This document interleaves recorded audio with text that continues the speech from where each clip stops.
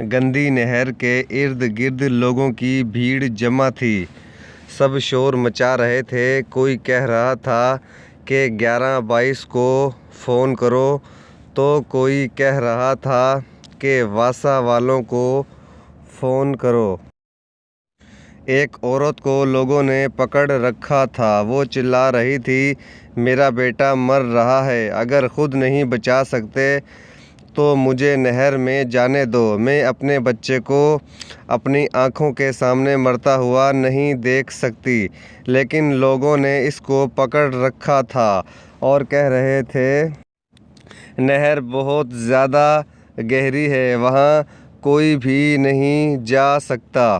ایک دیہاتی بھیڑ دیکھ کر وہاں رک گیا۔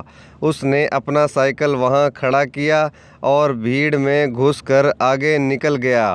آگے پہنچ کر وہ حیران ہوا کہ ایک بچہ نہر میں غوطے کھا رہا ہے اور سب چپ چاپ کھڑے دیکھ رہے ہیں۔ اس نے بنا کچھ سوچے سمجھے گندی نہر میں چھلانگ لگا دی۔ نہر میں جا کر وہ دیہاتی خود غوطے کھانے لگا۔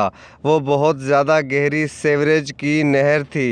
قریب ہی تھا کہ وہ بچہ مر جاتا، لیکن دیہاتی نے اپنی جان پر کھیل کر اس بچے کو گندی نہر سے باہر نکال لیا۔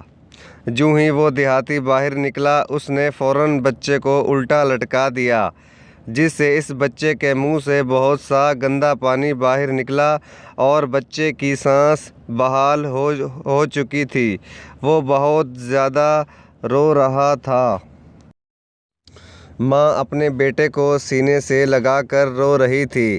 دیہاتی کے چہرے پر عجیب خوشنما چمک تھی، لیکن اس کے سفید کپڑے کیچڑ سے لت پت ہو چکے تھے، جس کی وجہ سے لوگ دور سے کھڑے اسے شاباش دے رہے تھے۔ وہ عورت آگے بڑھی اور دیہاتی کے آگے ہاتھ جوڑ کر بولی، بھائی تم فرشتہ ہو، تم نے میرے بیٹے کی جان بچائی ہے۔ دیہاتی بولا، میں کوئی فرشتہ نہیں، میں تو ایک انسان ہوں، اور انسان کا فرض ہے وہ دوسروں کی مدد کرنا۔ وہ عورت بولی، اگر تم انسان ہو تو ان لوگوں میں کوئی ایک بھی انسان نہیں ہے۔ سب اپنی نظریں چرا کر وہاں سے ایک ایک کر کے جانے لگے۔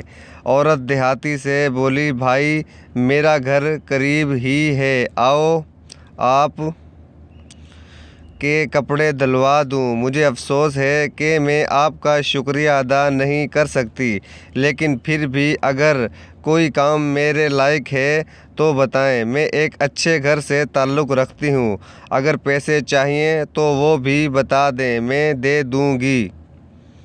دیہاتی اس عورت کی بات سن کر بولا، اگر مجھے پتہ ہوتا کہ اس بچے اور میری جان کی کیا قیمت ہے تو ضرور مانگ لیتا، لیکن اب مجھے کچھ نہیں چاہیے۔ اجر تو صرف اللہ کی ذات دیتی ہے، بندوں کا کام تو بس دوسروں کے کام آنا ہے۔ اس عورت کی آنکھوں میں آنسو تھے۔ وہ کچھ سمجھ نہ پائی تو دیہاتی کا شکریہ ادا کرتی ہوئی وہاں سے روانہ ہو گئی۔ سب لوگ اپنے اپنے گھروں کی طرف جا رہے تھے۔